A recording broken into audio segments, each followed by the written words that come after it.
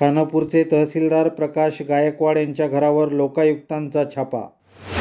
गणेशपूर येथील घर आणि खानापूर तहसीलदार कार्यालयात कागदपत्रांची तपासणी.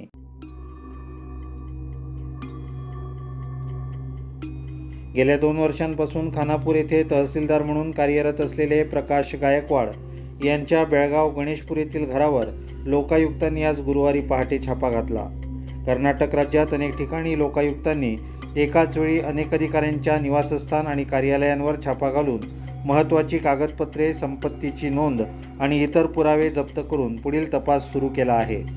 दरम्यान प्रकाश गायकवाड हे गेल्या 2 वर्षांपासून खानापूरच्या तहसीलदारपदी कार्यरत असून ते अनेक वेळा चर्चेत आलेले आहेत. बेळगाव गणेशपूर येथील त्यांच्या कुबेर या राहत्या घरावर छापा टाकण्यात आला असून या ठिकाणी 3 ते 4 वाहने सकाळपासून उभी आहेत. या कारवाईत कोणते घबाड सापडले याबाबत अद्याप माहिती प्राप्त झालेली नाही. मात्र लोकायुक्तांच्या पथकाकडून या ठिकाणी तपासाला वेग आला असल्याची प्राथमिक माहिती मिळाली आहे. सदर लोकायुक्तांचा तपास आज दिवसभर चालणार आहे. त्यामुळे खानापूर तहसीलदारांच्या घरात मोठे घबाड सापडणार का, अशा चर्चांना ऊत आला आहे.